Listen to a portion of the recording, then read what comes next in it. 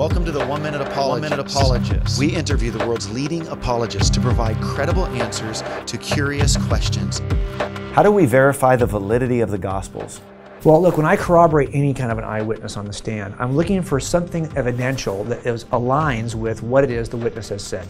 But every time I do this, I'm only going to get what I call touchpoint corroboration. Let me give you an example. Let's say I had somebody who comes in and says, yes, I saw him commit this robbery. He jumped up on the counter with his hand, he pulled the gun out and he pointed at the victim and he yelled at her, "Give me all your money." Well, I could actually go back to the counter and look for his palm print on the counter. And that would corroborate. We would consider that to be corroborative evidence for the witness who's testifying to this. But you'll notice that the palm on the counter says nothing about whether he had a gun, and it tells us nothing about what he said to the victim. So any piece of corroborative evidence only gives you a small fraction of the larger testimony.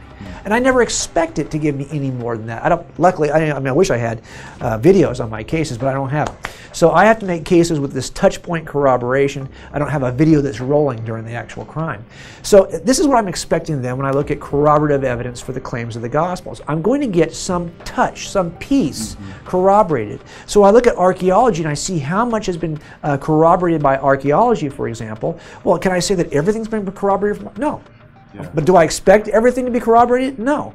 When I look at, for example, the writings of non-believers, of pagans in the first century who write about Jesus externally and about Jesus' followers externally, they mention significant details related to Jesus. Do they mention everything about? No. It's touchpoint corroboration.